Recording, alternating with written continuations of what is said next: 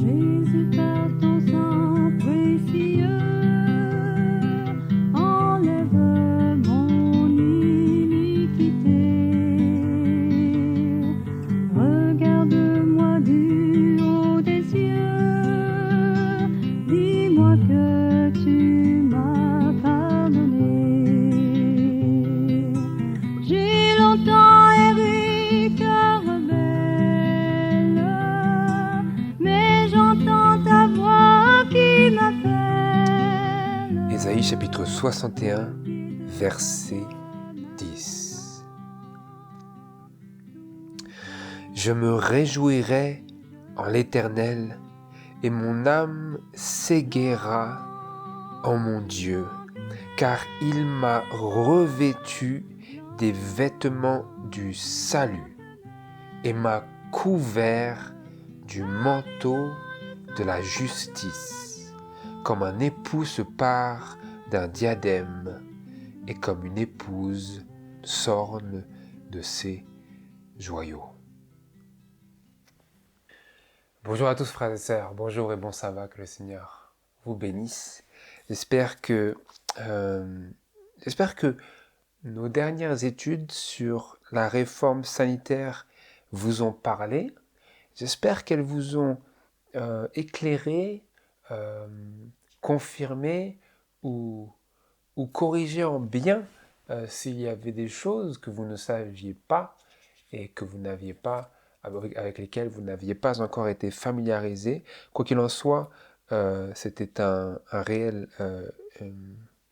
réelle source de bénédiction pour moi, et je pense que ça peut l'être aussi pour nous si nous avons le cœur ouvert et disposé à entreprendre une réelle réforme, et à pratiquer la véritable réforme et la véritable tempérance, comme nous avons été appelés à le faire, comme nous l'avions lu par l'esprit de prophétie. Donc, nous avions vu dans notre première étude, l'étude tremplin de cette, si on peut dire, série sur la réforme, la purification du sanctuaire, que nous avions relevé 3 réformes principales parmi le peuple adventiste. Si je change un peu l'ordre, nous avions trouvé la réforme sur l'observation du sabbat, ce qui était la première réforme que le peuple adventiste ait entreprise, c'était celle sur le jour du Seigneur. Et quel jour est le sabbat? Ensuite, il y avait la réforme sanitaire, comme nous avions vu la dernière fois, que nous avons exploré en détail. Ensuite, bien sûr, il y avait aussi d'autres choses, telles que la réforme sur l'organisation, sur la dîme, sur d'autres choses ici que je n'ai plus plutôt à l'esprit, qui étaient de moindre importance. La réforme on peut dire une réforme, ça faisait partie des choses sur lesquelles le peuple de Dieu a été illuminé, des nouveaux devoirs par rapport à la participation à la guerre, et d'autres choses encore, sur le mariage, etc. Mais le troisième point que j'avais relevé et que je m'étais engagé à vous partager au bon moment, c'était la réforme vestimentaire. Mais alors cette réforme vestimentaire, frères et sœurs, pour aborder ce sujet, je m'y suis pris et je m'y prends toujours, et je m'y prends encore aujourd'hui à tatillon, comme on peut dire. J'y vais avec une grande précaution. Et donc, aujourd'hui, c'est la première partie où nous voulons nous pencher sur les principes spirituels fondamentaux. Les principes spirituels fondamentaux. Donc, ça commence comme ça.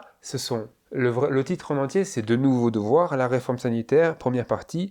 Et le sous-titre, c'est « Principes spirituels fondamentaux ». C'est sur cela que nous voulons nous attarder aujourd'hui et c'est ce que nous voulons méditer.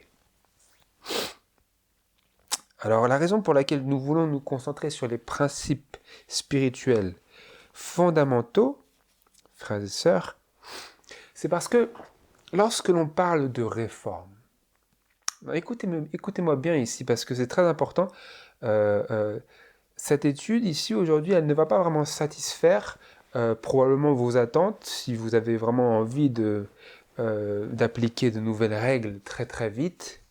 Elle ne va pas vous satisfaire dans ce sens-là.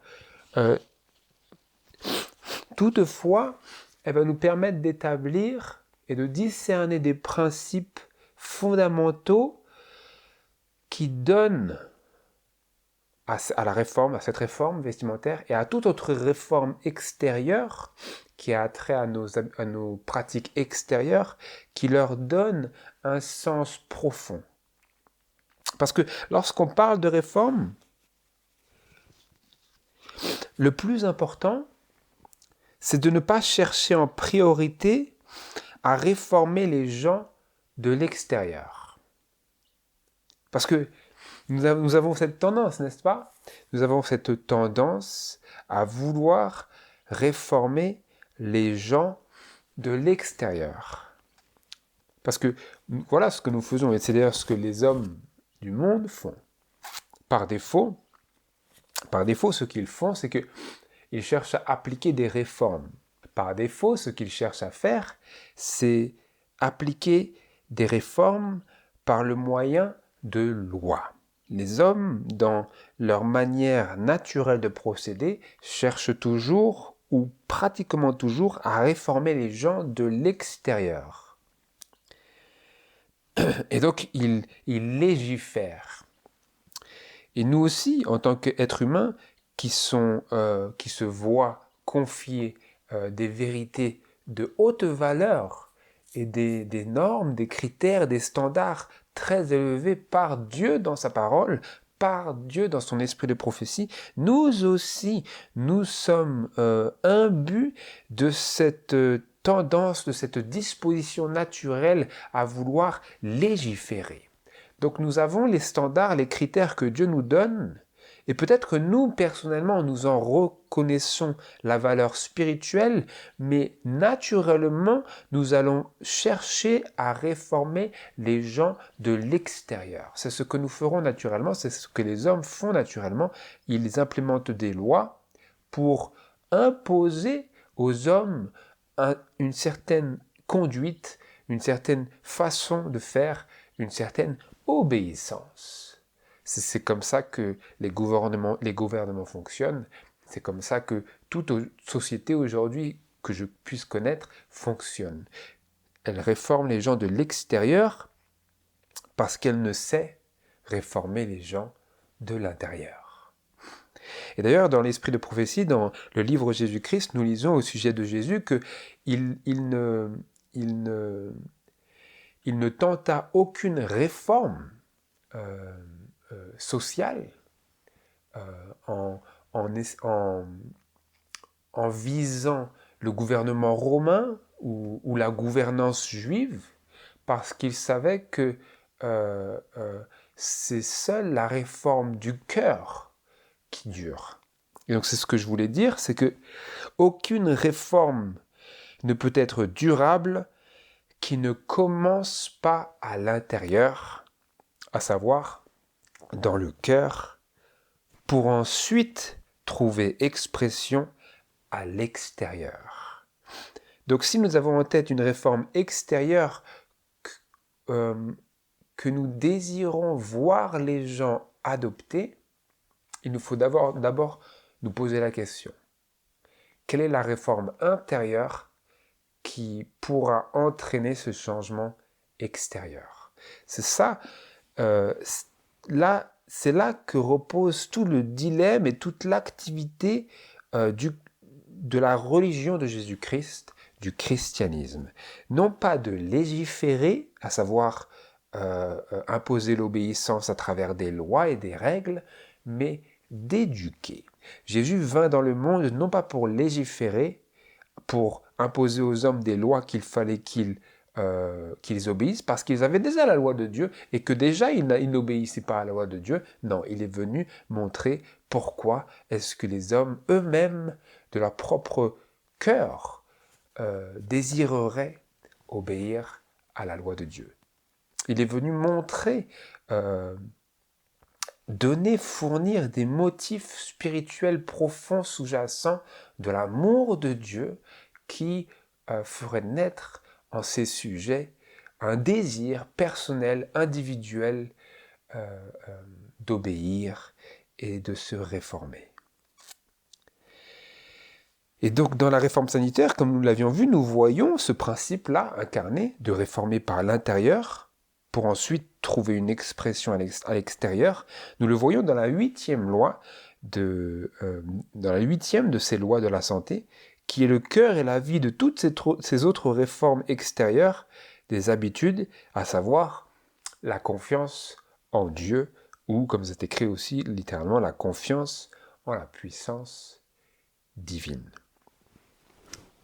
Cette 8e loi incarne ce principe que Dieu désire éduquer, non pas simplement légiférer, à savoir que dans cette confiance en Dieu, nous trouvons toute la vie, tout le cœur, tout le battement de cœur de notre conformité à toutes ces autres lois de la santé qui nous sont présentées comme vitales pour notre santé physique. Mais Dieu dit aussi, tu as besoin de te confier en moi.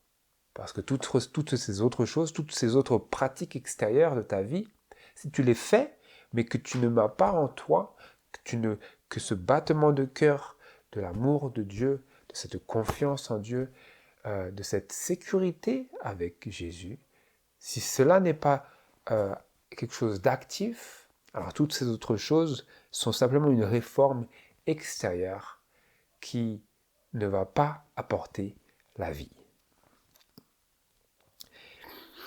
Et ce principe-là, il est tout particulièrement vrai lorsque l'on parle de réforme vestimentaire. Alors il est tout particulièrement vrai.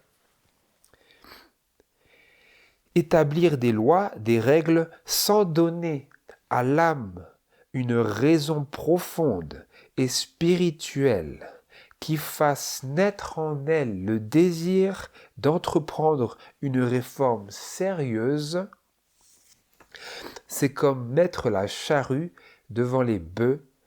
Souvent même, faire cela, c'est précisément cette attitude légaliste qui pousse les âmes au bord du précipice et les envoie dans le camp de l'ennemi. Pourquoi ? Parce que en mélangeant les vérités divines de la parole de Dieu à l'autoritarisme de la chair, qui est une des multiples et différentes œuvres de la chair, en mélangeant cela, les vérités divines, les règles, les standards, les critères divins de la parole de Dieu, à l'autoritarisme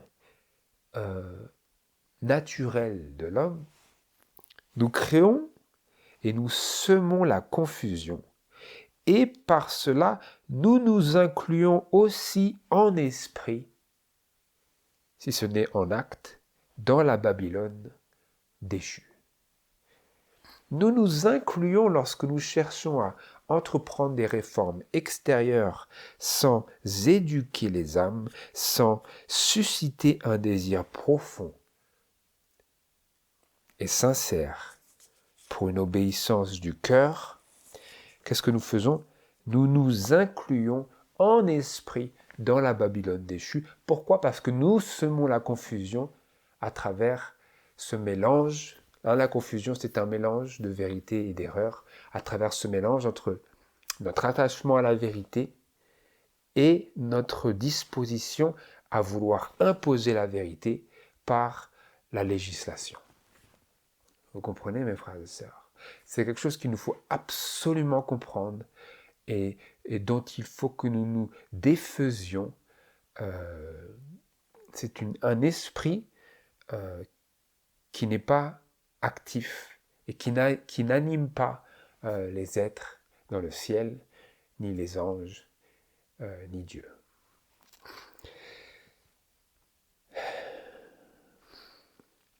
Donc maintenant nous avons vu et précisé ce point-là, nous voulons nous attarder, parce que nous sommes dans ces principes spirituels fondamentaux, et nous voulons maintenant, frères et sœurs, nous pencher sur la question du symbolisme. Le symbolisme que la Bible nous donne sur le vêtement et par le vêtement. Pour cela, je vous invite à vous tourner vers les paroles de Ésaïe chapitre 64.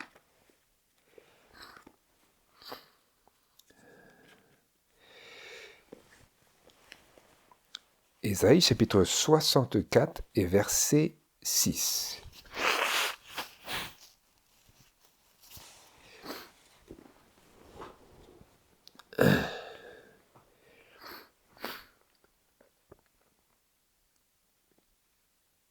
Où je lis.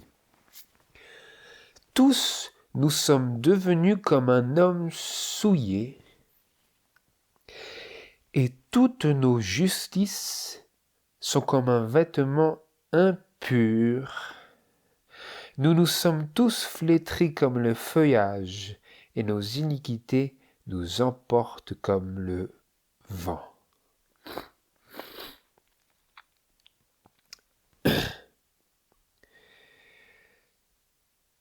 Comment sommes-nous devenus?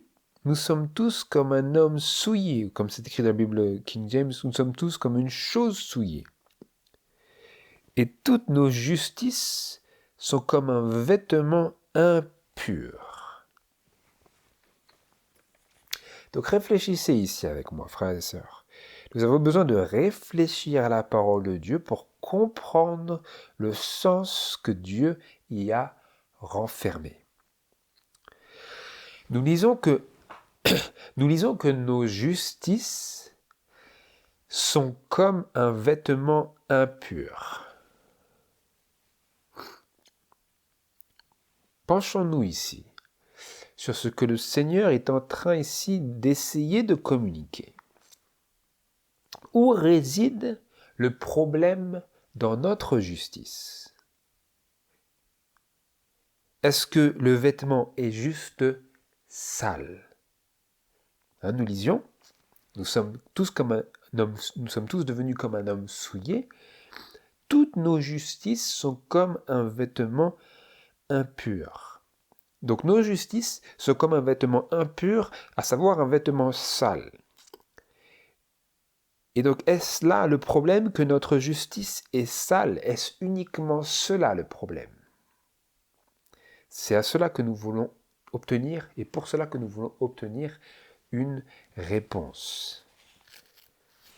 Et pour répondre à cette question, qui est suscitée par la parole de Dieu, nous nous tournons vers les paroles d'Apocalypse, chapitre 3, versets 17 à 18.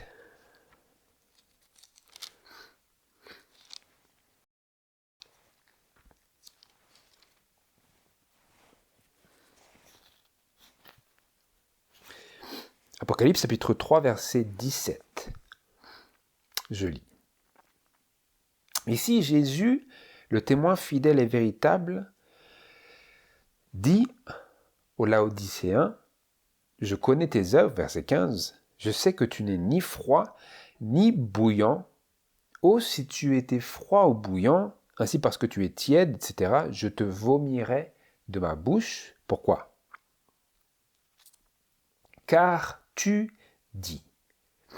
Jésus dit aux Laodicéens que tu dis. Il lui dit que il dit. Et que dit le Laodicéen?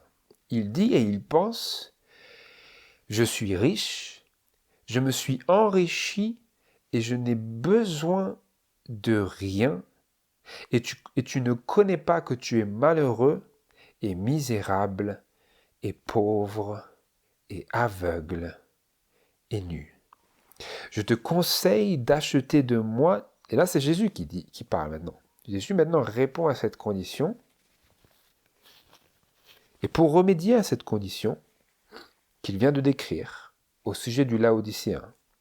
Il dit « Je te conseille d'acheter de moi de l'or éprouvé par le feu pour devenir riche, et des vêtements blancs pour être vêtu, et que la honte de ta nudité ne paraisse point, et un collier pour oindre tes yeux afin que tu vois. Je reprends et je châtie tout ce que j'aime, aie donc du zèle et te repens. » Est-ce que vous avez relevé certaines choses ici, frères et sœurs? Est-ce que vous relevez dans le langage de Jésus quelque chose de significatif par rapport à notre méditation actuelle? Jésus dit aux Laodiciens, le Laodicéen pense s'être enrichi et n'avoir plus besoin de rien. Jésus lui dit que il dit, tu ne connais pas que tu es malheureux, misérable et pauvre et aveugle et nu. Et pour ces 5 adjectifs, je crois que c'est des adjectifs, pour ces 5 mots définissant la condition spirituelle du Laodicéen, Jésus détient et propose un remède. Parce que le Laodicéen est malheureux, misérable et pauvre, Jésus lui propose de l'or. Je te conseille d'acheter de moi de l'or éprouvé par le feu pour devenir riche. Tu es malheureux, misérable et pauvre, je te conseille d'acheter de l'or. L'esprit de prophétie nous présente cet or comme l'or de la foi et de l'amour. Ou l'amour qui agit, la foi qui agit par l'amour et qui, comme le dit l'esprit de prophétie, qui purifie l'âme. Voilà quel est cet or. C'est l'or éprouvé par le feu, à savoir la foi. La foi dont Jésus est l'auteur. Donc c'est une foi qui a été 7 fois purifiée par le feu et qui est propre à notre réception. Qui sera capable en nous et par laquelle nous serons capables en Dieu d'obéir à tous ses commandements. L'or éprouvé par le feu. Ensuite, pour la deuxième condition qu'il décrit dans ce 4e adjectif, celle de l'aveuglement, il dit « Tu ne connais pas que tu es aveugle ». Jésus, dans la fin du verset 18, dit « Je te conseille d'acheter de moi un collier pour oindre tes yeux, afin que tu vois. » Jésus propose un collier. L'esprit de prophétie nous parle ici de discernement spirituel. Dieu nous propose ici du discernement spirituel que nous allons recevoir si nous sommes prêts à être éclairés par l'Esprit de Dieu et si nous n'éteignons pas la voix de l'Esprit. Un collier pour oindre tes yeux afin que tu puisses discerner entre le bien et le mal, le sacré et le profane. Ce collier, Jésus nous le donne à travers l'Esprit, mais primordialement, il nous le donne dans sa parole et dans l'Esprit de prophétie. Et si nous voulons bien recevoir cette illumination telle qu'elle vient, sans fabrication, sans addition ou soustraction, alors nous recevons de Christ un collier pour oindre nos yeux afin que nous voyions.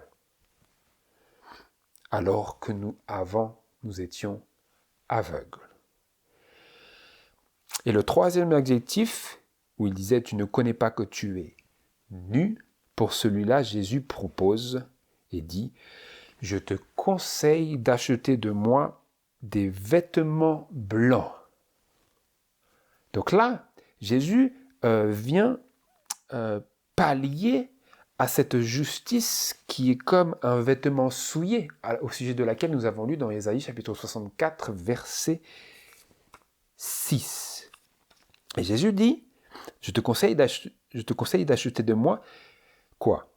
Des vêtements blancs pour être vêtus. D'accord, nous comprenons ici. Nous comprenons que nos justices sont comme un vêtement souillé et que Jésus nous propose un vêtement propre. Nous pouvons comprendre cela. Seulement, est-ce tout? Est-ce ici tout le cœur du problème de nos justices, qui sont comme un vêtement souillé? Nous posions la question. Où réside le problème dans notre justice? Est-ce juste que ce vêtement, qui est symbolique de notre justice, est sale? Est-ce là le seul problème? Ou bien est-ce juste le tissu qui n'est pas propre à représenter le caractère de Dieu, symboliquement parlant? Est-ce là le problème? Eh bien, la réponse, nous la voyons ici. Jésus nous propose, dit, je te conseille d'acheter de moi des vêtements blancs pour être vêtus et que la honte de ta nudité ne paraisse point. Que la honte de ta nudité ne paraisse point. Donc, mes frères et sœurs, si je lis bien ici, et si vous lisez aussi de concert avec moi, vous verrez que ce n'est pas juste que le vêtement est sale. Ce n'est pas juste ça le problème. Le problème, c'est qu'il ne couvre pas bien la nudité et que, en conséquence, pour cette raison-là, Jésus déclare du Laodicéen qu'il est nu. Voici ici, frères et sœurs, un principe spirituel fondamental qu'il nous faut comprendre si nous voulons comprendre la justice de Christ et ensuite la réforme vestimentaire. Et ici, vous comprenez encore mieux et encore plus précisément la raison du pourquoi nous parlions au départ de notre méditation que la seule réforme durable, c'est celle qui vise l'intérieur, le cœur, pour ensuite trouver une expression à l'extérieur. Eh bien ici, Jésus ici nous présente des réalités spirituelles par le moyen de conditions physiques réelles. Quelles sont-elles? Nous les avons lues. Pauvreté, cécité ou aveuglement et nudité. Et nous savons ici, sans l'ombre d'un doute, que Dieu parle principalement de réalités spirituelles. Seulement, il utilise pour les définir des conditions physiques réelles et naturelles et que l'on peut comprendre et auxquelles nous pouvons associer ces choses spirituelles dont il cherche à nous parler. Vous réalisez ici, Jésus parle de la nudité. Et il dit que le problème, c'est que ta nudité paraît. Et parce que la nudité paraît, quand bien même c'est en partie, parce que dans Ésaïe chapitre 64, verset 6, il est bien question de personnes qui ont leur propre justice, mais pourtant une justice qui ne satisfait pas aux exigences de Dieu, parce que c'est une justice qui est comme un vêtement souillé. Et ici, le Laodicéen, nous le savons bien, et nous le voyons ici au verset 17, considère qu'il a une certaine justice, il a sa propre justice, qui est cependant un vêtement souillé, mais Dieu dit quand même au sujet de ce Laodicéen qui est quand même habillé, quand bien même son habit n'est pas suffisant, qu'il est nu. Donc la Bible nous présente la nudité non pas comme nous considérons la nudité, à savoir lorsqu'une personne n'a plus aucun vêtement. Ce n'est pas ça que Dieu veut dire quand il parle de nudité.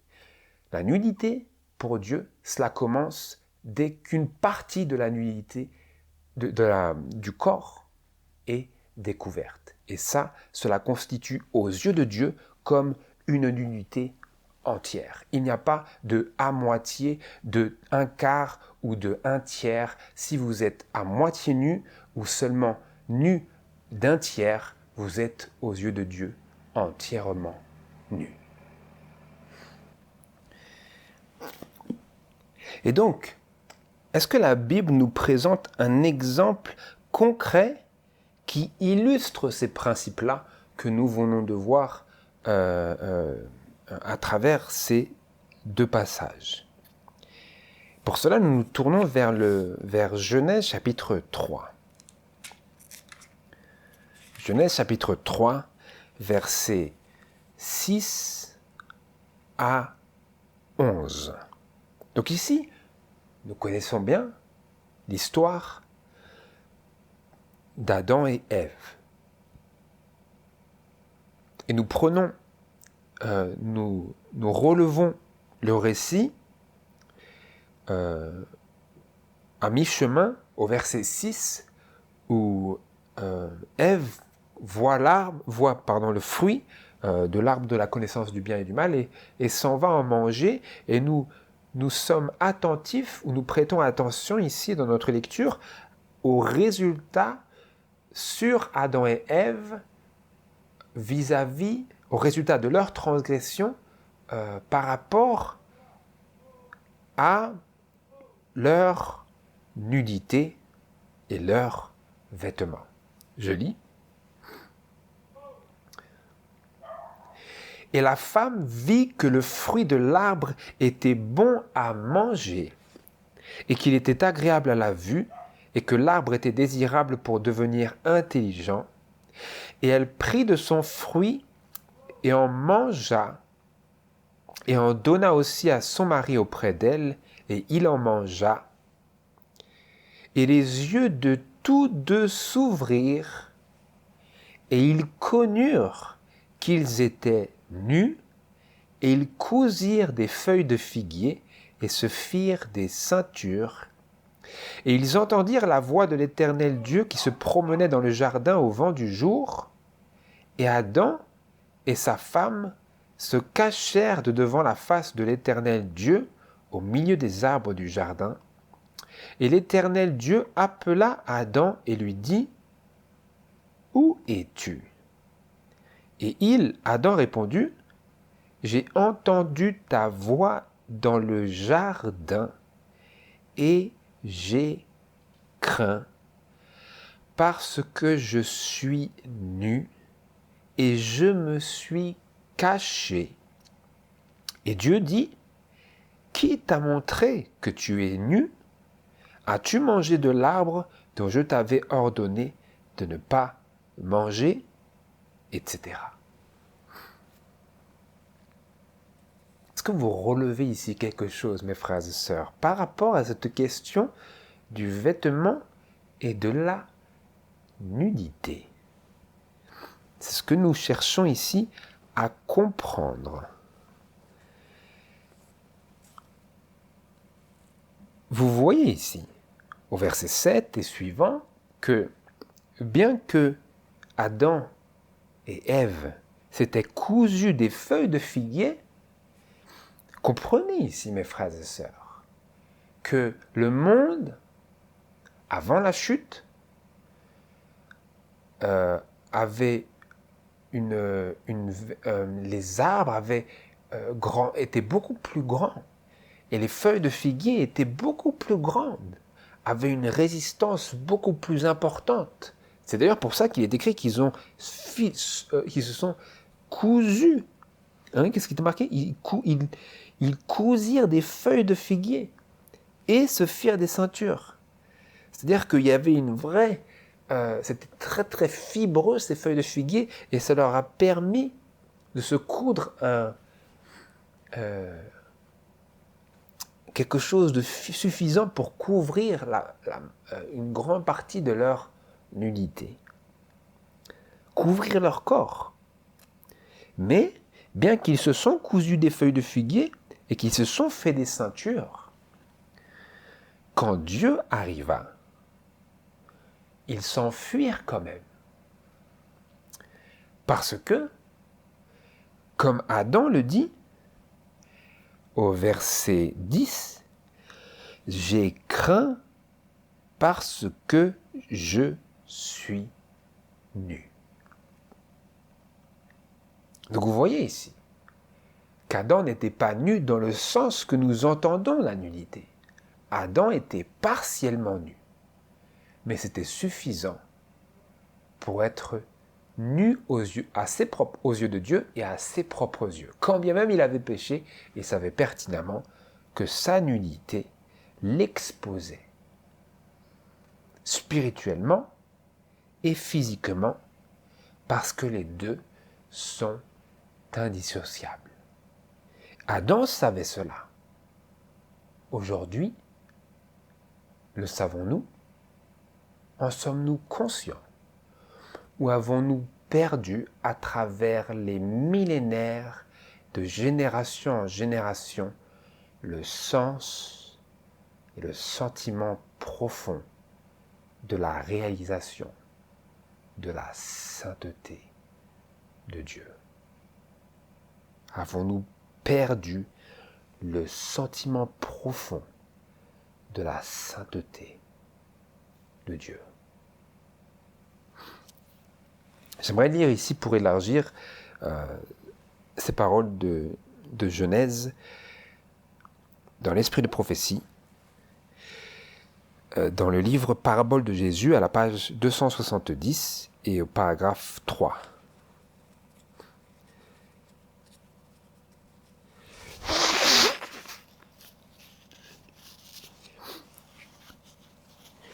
Où ici, l'esprit de prophétie élargit ce scénario pour nous faire comprendre pourquoi il est écrit que Dieu dit qui t'a montré que tu étais nu. Hein, vous savez qu'aujourd'hui, dans de nombreux cercles chrétiens, dans la grande majorité des cercles professant le christianisme,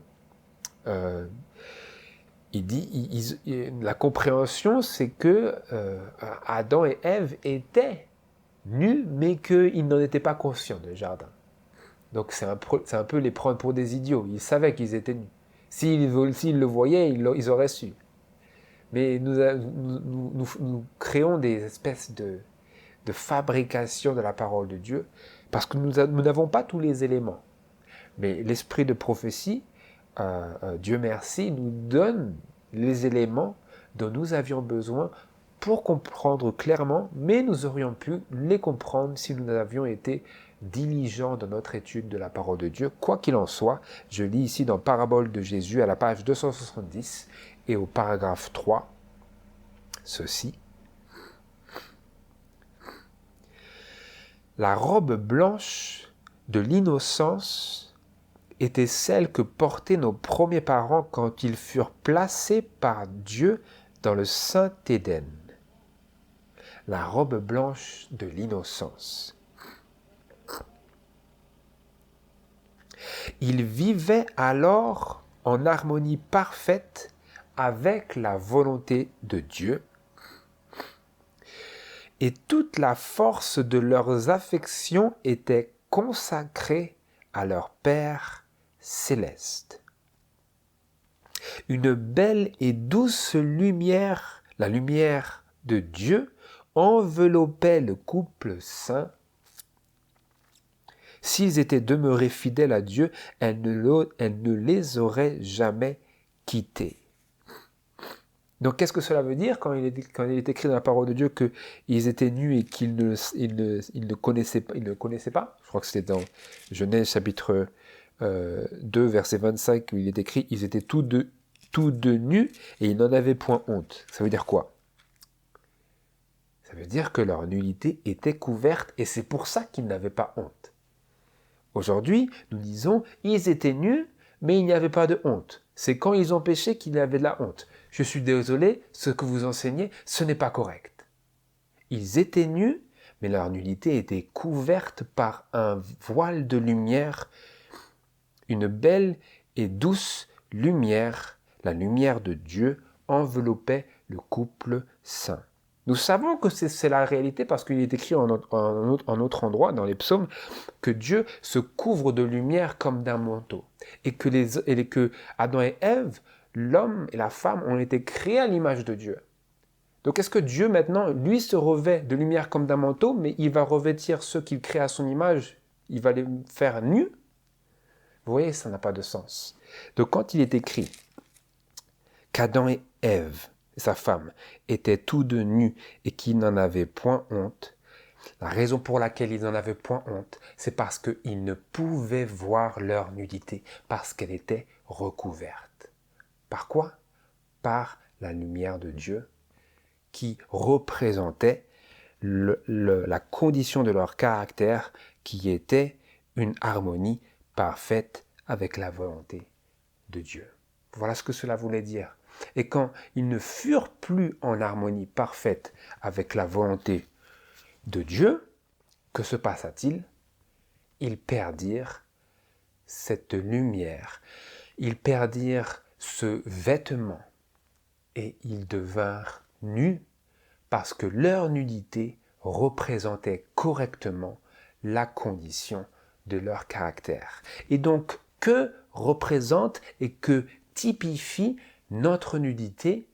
Elle représente notre manque d'harmonie avec la volonté de Dieu et notre séparation d'avec le saint caractère de Dieu.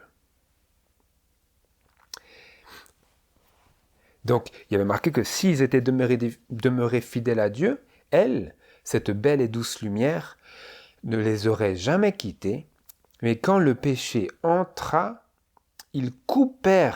Adam et Ève, coupèrent leur lien avec Dieu, et la lumière qui les entourait s'évanouit. Nus et honteux, ils essayèrent de remplacer leurs vêtements célestes par des feuilles de figuier qu'ils cousirent ensemble. Qu'est-ce que c'était? Comment l'esprit de prophétie décrit leurs vêtements qu'ils avaient eu auparavant, des vêtements célestes. Donc ils avaient des vêtements. C'était juste que c'était des vêtements célestes. Qu'est-ce que c'était? Une belle et douce lumière. Qu'ils ont quoi? Perdu lorsqu'ils ont transgressé la loi de Dieu. Désobéi à l'ordre du Seigneur. De ne pas manger de l'arbre de la connaissance et du mal. Et ils ont donc cousu des feuilles de figuier ensemble, et l'esprit de prophétie continue en disant « C'est ce que tous les transgresseurs de la loi divine ont fait depuis le jour de la désobéissance d'Adam et Ève. Qu'ont-ils fait? Ils ont utilisé eux aussi des feuilles de figuier pour cacher la nudité résultant de leur transgression. Ils ont mis des habits de leur invention. » Qu'est-ce que cela veut dire? Ils se sont efforcés de dissimuler leurs péchés sous leurs propres œuvres et de se rendre acceptables aux yeux de Dieu. Donc, lorsque nous cherchons par nos propres œuvres à nous rendre acceptables aux yeux de Dieu, à quoi est-ce que cela est assimilé et comparé dans la parole de Dieu et de l'esprit de prophétie? C'est semblable à nous coudre pour nous-mêmes ensemble des feuilles de figuier pour couvrir notre nudité. Mais est-ce que cela suffit?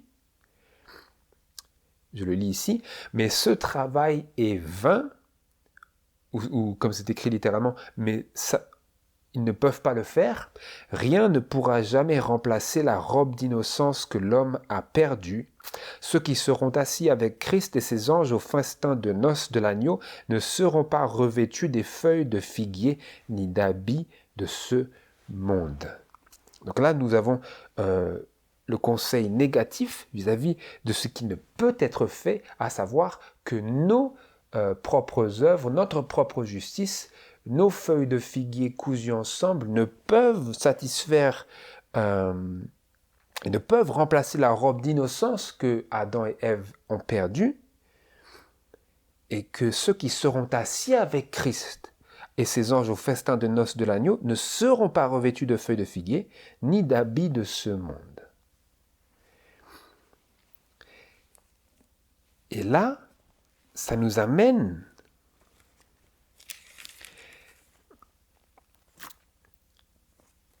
à la question de savoir qu'est-ce que Dieu a fait pour remédier à la nouvelle condition de nos premiers parents. Et pour la réponse à cette question-là, frères et sœurs, nous nous tournons vers Genèse chapitre 3, verset 21. Genèse chapitre 3, verset 21.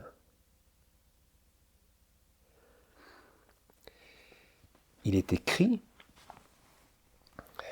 après que Adam et Ève soient tombés et que ensuite il y a eu cette petite altercation entre Adam et Dieu et Ève où ils se blâmèrent les uns les autres, mais ensuite Dieu a dit au serpent, voilà, parce que tu as fait cela, tu seras maudit, etc. Et verset 15, il a dit, et je mettrai inimitié entre toi, le serpent, et la femme, entre ta postérité et sa postérité, celle-ci t'écrasera la tête, et toi tu la blesseras au talon. Et donc ici, Dieu était ici en train d'annoncer, c'était la première, l'esprit de prophétie nous dit que c'était la première fois que Dieu annonçait le plan du salut à travers Christ. Et au verset 21, maintenant nous voyons l'aspect pratique de cette promesse, où je lis, « Et l'Éternel Dieu fit à Adam et à sa femme des robes de peau et les en revêtit. » Et si vous réfléchissez ici, frères et sœurs, vous réalisez que pour avoir des robes de peau, il fallut la mort d'un animal.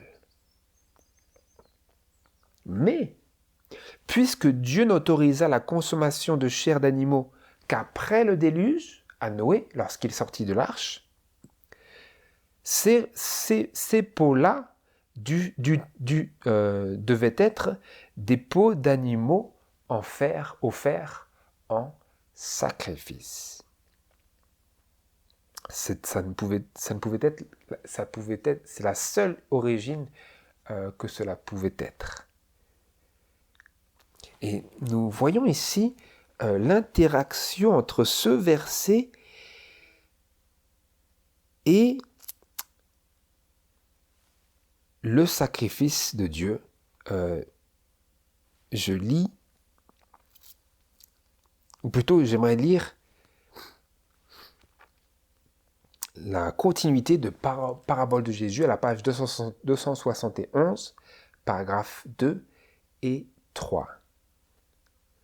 Donc nous avons vu que nos feuilles de figuier ne suffisent pas, mais qu'est-ce qui alors peut suffire?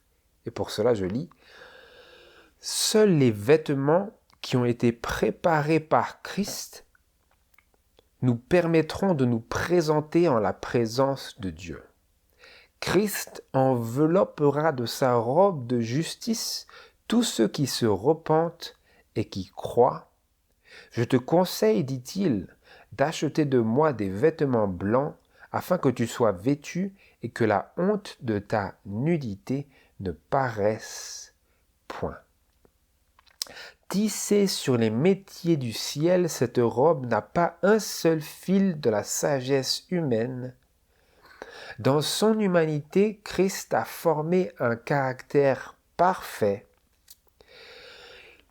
Et c'est ce caractère qu'il propose de nous communiquer. Toutes nos justices sont comme un vêtement impur, elle cite Ésaïe 64, verset 5. Tout ce que nous pouvons faire par nous-mêmes est souillé par le péché. Mais le Fils de Dieu apparut pour ôter nos péchés, et il n'y a point de péché en lui. Le péché, selon la définition biblique, est la transgression de la loi. Christ s'est soumis à toutes les exigences de la loi. Il disait de lui-même, « Je prends plaisir à faire ta volonté, mon Dieu, et ta loi est au fond de mon cœur. » Lorsque Jésus était sur la terre, il affirmait à ses disciples, « J'ai gardé les commandements de mon Père. » Par son obéissance parfaite, il a rendu possible pour tous les hommes l'observation des commandements de Dieu. Quelle est cette robe dont ces robes de peau étaient un symbole? Je le lis. Christ enveloppera de sa robe de justice tous ceux qui se repentent et qui croient. Donc, lorsque Adam et Ève se sont repentis et ont cru dans la promesse de Dieu de mettre inimitié entre Satan et la femme, entre la postérité du diable et la postérité de la femme, à savoir Christ, celle-ci, cette postérité de la femme t'écrasera la tête et toi, le Satan, tu la blesseras au talon. Lorsque ils ont reçu cette promesse et que Dieu leur a aussi présenté la promesse dans bien plus large détail, Adam et Ève se sont repentis et ont cru, et Dieu les a quoi? Revêtus de sa robe de justice. Parce que par la foi, ils avaient accès au sacrifice de Christ à travers la promesse, quoique il n'ait pas encore eu lieu, mais la promesse était suffisante, et c'est sur cette promesse acceptée et reçue par la foi que les patriarches et les prophètes en leur temps, se sont appuyés, et c'est de cette promesse qu'ils ont dépendu pour leur justification et leur sanctification et leur salut. Ils avaient accès à Christ par la foi, de la même manière que nous avons accès à Christ par la foi, seulement ils s'attendaient à Christ, et nous regardons à Christ dans le passé. Vous voyez, c'était la seule différence. Mais la promesse était toute suffisante, et Dieu, dès le départ, après la chute, offrit et revêtu ses enfants, Adam et Ève, de la robe de la justice de Christ. Et ce qui était pour eux-mêmes un accomplissement des paroles qui sont aujourd'hui adressées aux Laodicéens que nous avions lus, où Dieu, Jésus, le témoin fidèle et véritable, propose et offre des vêtements blancs pour que nous soyons vêtus et que la honte de notre nudité ne paraisse point. Ces vêtements blancs, ce ne sont autres que cette robe de justice qui n'est autre que, comme nous l'avions vu, le caractère parfait que Christ a formé dans son humanité. C'est cela que ces choses-là représentent au premier abord. Premièrement et tout d'abord, c'est cela qu'elles représentent. Et c'est cette valeur spirituelle qu'il est primordial pour nous de comprendre. Toutefois, ce n'est pas juste un symbole. Vous comprenez? Ou plutôt, le symbole utilise pour le symboliser une réalité qui n'est pas à négliger. Vous comprenez? La raison pour laquelle je dis ça, c'est qu'aujourd'hui, nous tirons le symbole, mais nous ignorons ce qui est utilisé pour symboliser la chose spirituelle.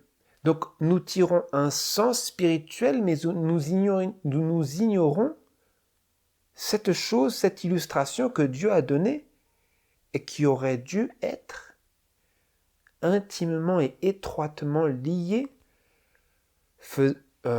lançant et établissant un pont entre la réalité physique et concrète et la réalité noble, élevée et spirituelle. Mais aujourd'hui, dans le christianisme moderne, nous exaltons la vérité noble et spirituelle, mais nous rabaissons, nous ignorons ou nous anéantissons la chose qui est utilisée pour l'illustrer. Et par ce fait même, par cette pratique même, en rabaissant, en ignorant, en négligeant, en anéantissant ce qui est utilisé pour illustrer, nous détruisons ce qui est illustré. Vous comprenez? C'est pour ça que c'est important de réaliser que les deux choses sont intimement liées. De la même manière que Jacques, dans son épître, disait, si un homme a la foi, mais qui n'a pas les œuvres, c'est un hypocrite. Vous comprenez le lien ici? Et ici, j'aimerais lire ce beau passage de l'Esprit de prophétie qui montre cette expérience qu'Adam fit dans ce verset 21 ici de Genèse chapitre 3. Je lis. C'est ça ici, c'est le premier sacrifice ici. Vous voyez, frères et sœurs, le premier sacrifice servi en type du sacrifice de Jésus. Et le premier sacrifice qui fut offert par les mains d'Adam servit à revêtir Adam et couvrir sa nudité. Vous voyez l'importance de tout ça, frères et sœurs. Vous voyez comment c'est si intimement lié. Je regardais récemment et je me posais la question vraiment intensément. Comment est-ce possible que nous, parce qu'aujourd'hui nous faisons des peintures, nous faisons des illustrations de ces choses-là, de cette scène que nous n'avons jamais vue de nos yeux.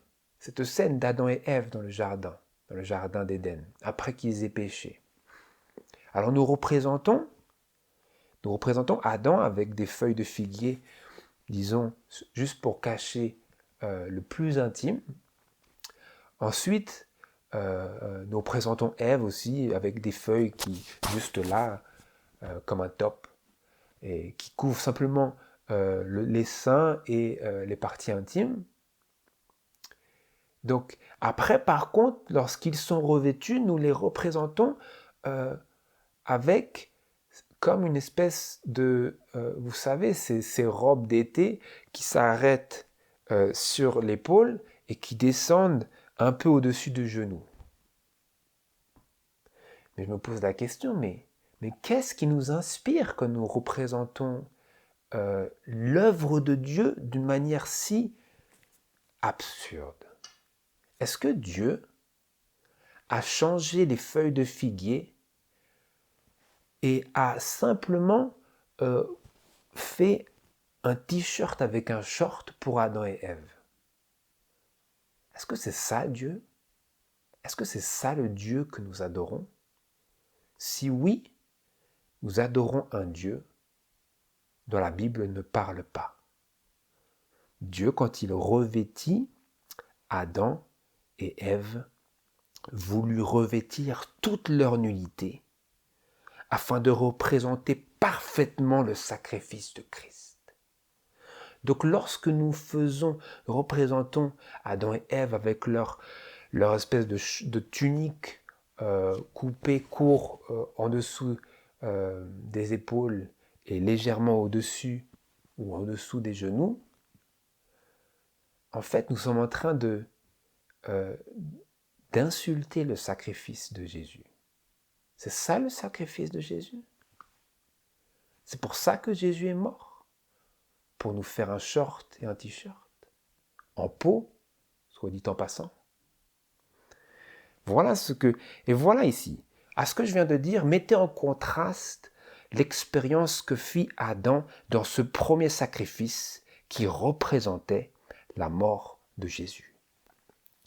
Dans Patriarches et Prophètes, à la page 46 et au paragraphe 2, nous lisons le suivant. L'offrande du premier sacrifice fut pour Adam une cérémonie très douloureuse. De sa propre main, il dut ravir à un être la vie que Dieu seul pouvait donner. C'était la première fois qu'il voyait la mort. Et il savait que s'il avait été obéissant à Dieu, la mort n'eût jamais frappé les hommes ni les animaux. En égorgeant l'innocente victime, il frissonna à la pensée que son péché ferait couler le sang de l'agneau immaculé de Dieu. Cette scène lui donna un sentiment plus profond et plus vif de la gravité de sa transgression qui ne pouvait être expiée que par la mort du bien-aimé Fils de Dieu. Puis Adam s'émerveilla devant la bonté infinie de celui qui consentait à offrir au coupable une telle rançon. Une étoile d'espérance illumina dès lors l'avenir sombre et terrible, le dépouillant de son profond désespoir. Voilà l'expérience qu'Adam fit. Et il vit lui-même ce que cela coûterait pour que Dieu puisse le revêtir si amplement et si complètement. Il sentait sur lui ce vêtement qui coûterait la vie au Fils bien-aimé de Dieu. Et voilà ce que cela coûte pour que Dieu puisse nous justifier de nos péchés. Mais après que Dieu nous justifie de nos péchés, marcherons-nous dans ce monde revêtus comme nos premiers parents lorsqu'ils étaient encore couverts par leurs imparfaites feuilles de figuier? C'est ça la question que j'aimerais poser sur notre cœur aujourd'hui. Allons-nous nous réclamer du sang de Christ pour ensuite marcher en t-shirt et en short en représentant au monde notre pleine nudité qui n'est que la représentation amère de la transgression de la loi de Dieu?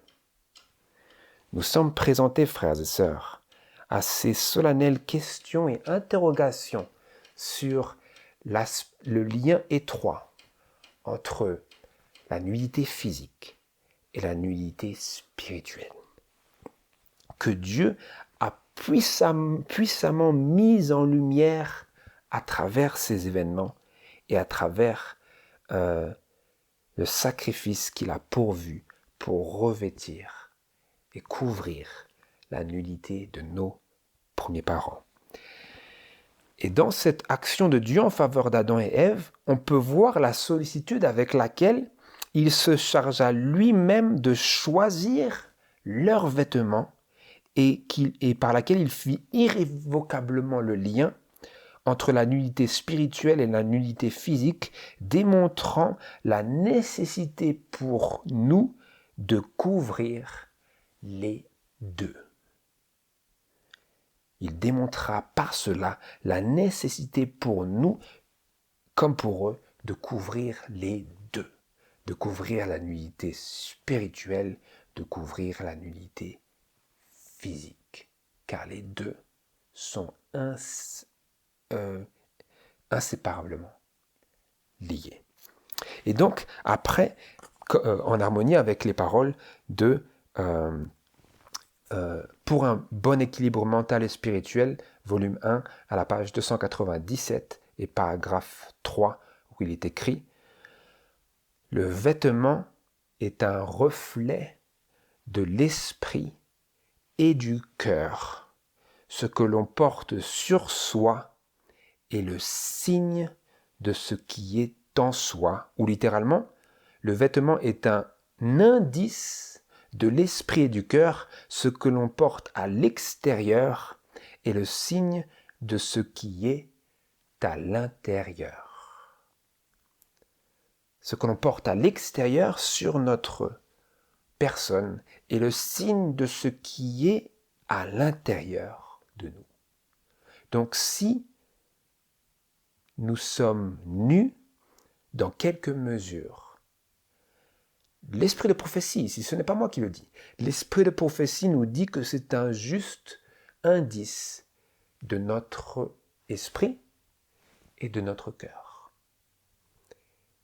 Est-ce que cela représente correctement ce qui est à l'intérieur? Notre nullité extérieure représente notre nullité intérieure.